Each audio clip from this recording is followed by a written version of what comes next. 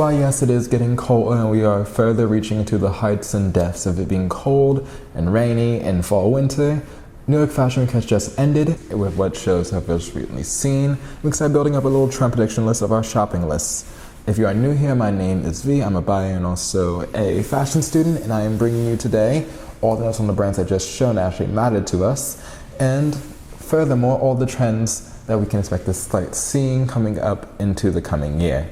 Starting from colors, to materials, to styles, to bags, all the big shebang is going to be in this video today. If that interests you, feel free to subscribe. Without further ado, however, let's get into it, starting with colors and materials. Now, New York Fashion Week has just ended yesterday, and from the biggest names, the big thing that we have seen from Coach to Christian Siriano to Calvin Klein to Who Decides War, Rag & Bone, etc., is the most use of white, black, tan, pastel blue, red, the neutral colors that kind of go with everything, but also the colors that you happen to see the most of when it comes to a spring summer print, I would say, like a spring summer palette. You expect your neutral colors, you expect your tans, your greens, your blues, your reds, your whites, your blacks.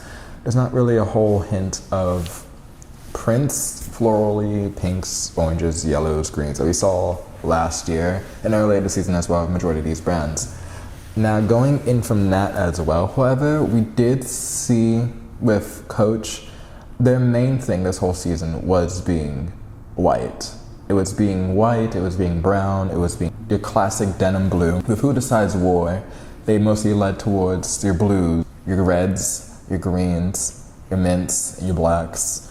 Alexander Wang, I know, controversial name, but he also led mostly towards the black, the gray. I'm looking at the photos right now, I'll put them all up on screen as well, but he mostly led towards the black, the red, the green, the gray, mostly the black and gray. And then Calvin Klein, you know what to expect from Calvin Klein. You're gonna get the same thing all the time, meaning you're gonna get mostly your blacks, your golds, your browns. There's one floral print in a 57 look show. Like, you're gonna get the same thing no matter what from these brands, which is nice because you get to know what you can expect from them all the time, but also that's with this New York Fashion Week palette being what it is now, and Paris and Milan not showing until late September and early October, this is starting to give us a little glimpse to what we can start expecting from the big houses that we all love and appreciate. Going from colors and materials, however, we do see a big use of style, especially with the elevated continued legacy of motos and streetwear seen with Coach this season especially, but also Who Decides War, followed by our elevated basics that we continue to see from Calvin Klein and Rag & Bone. Starting with Coach to speak on, however, for this show we saw a very wide mixture of mostly moto styles, like from the vests to distressed tees, trucker jackets, suede, denim. We did see loose-fitting trousers, we saw light trousers, we saw a bunch of belts, we saw a bunch of loose dresses, prints, we saw a print sweater, we saw that one tulle dress. I don't remember what was actually on it, but it's gray. It had New York, I think, set on it as well. I'll post a photo up on the side. There's a lot of things that could flow easy, a lot of things that will they can just carry on. Put it on when it's sunny and it's warm out. You just need something quick and easy. That's really what we saw from Coach, was a lot of that. We did see the streetwear looks, we saw the truckers, we saw the motos, we saw prints, we saw distressing, we saw everything that is Coach and more. And this season I am very looking forward to, because this season there's so much in it that just makes Coach Coach. I like a good Coach thing, I'm sure everyone else does, but the things we saw in this season were just top tier amazing. Stewart did his big one, I'll admit that one there.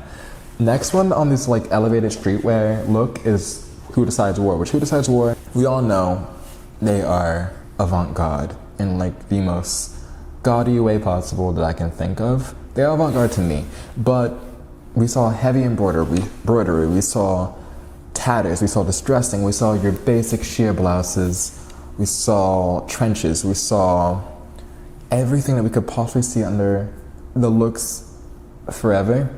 The first look for the whole show is just amazing. You have this black on one side, contrast stitching, tan, looks like dotted twists like on the right. It's just an amazing look overall that we can see. But just basing off their show again, it's just what I want to call a remix retelling of your classic styles, your classic tailored looks. Like you have your classic plaid blue button down in it. I'm looking at the photos right now. I put them up on screen again.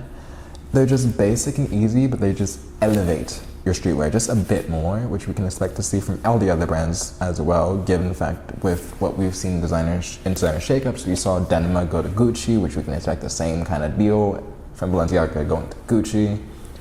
Versace change up. We can start expecting all these to follow suit, which means next season will just be a big wide net of just streetwear. Streetwear, elevated basics, and your insane tailoring styles. Going into the more basic ones of Calvin Klein and Rag & Bone, there isn't much to say about styles that we don't already expect from them, we don't already get from them, because we get the same thing all the time from them basically. But what we can start expecting from them is the use of heavier, not really heavier weight fabrics, but the use of more direct inspiration. Like there's a lot more fringe in Calvin Klein this season. There's a lot more flow, there's a lot more tailored looks rather than just your basic overall like t-shirt that you expect from Calvin Klein, your basic suiting elements that we expect from Calvin Klein. There's a little bit more to it. There's contrast stitching on some pieces. There's some just hard tailoring in others. There's some fringe or some color patchwork. There's more things that we can expect from Calvin Klein, which same thing following Rag & Bone, which we can expect to see following us into spring, summer as well. And lastly, to round it all up, I know this is going to be a short one today, is the bags. Out of New York Fashion Week, not a good week overall for brands. But what we could see is the bags being out, they're being carried, and the only true bag brand from the whole calendar is really Coach. And from Coach, what we saw, we're getting a whole new lineup going into the next year. The big one being East-West duffels, the Kiss Lock barrel. I'll put a picture up on screen.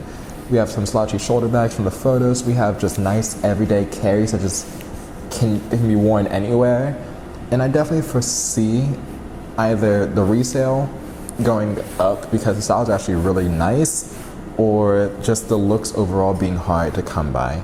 I'm gonna post up a picture on the screen of like what the website looks like right now, and everything from this runway is sold out, and everything from this runway bag-wise looks really good as well. From the Kiss Lock barrel bag being your nice office carry, to you have the Benin, I think it's not called Benin, I think it's called Chenin, but it has embroidery, there's painting, there's little extra elements to it that add a little bit more flair to if you want some nice flair in your bags as well. There's just more to it, so I can definitely foresee this one being a big season for the bags, for being just personal. Charms, paint, personality being shown, period. Now we've come to the end, with New York Fashion Week being just past behind us, within the next week on the calendar being Paris and Milan. We have the big roundup of designer and musical chairs, following also the real case study of luxury resale. We'll look at all of these in the next coming weeks, and we'll first and foremost see if luxury is really dying, or is it reviving itself, is it holding even, what's selling for the brands, what's selling in general resale, and what trends we can pick up from that. I'll see you all in the next one.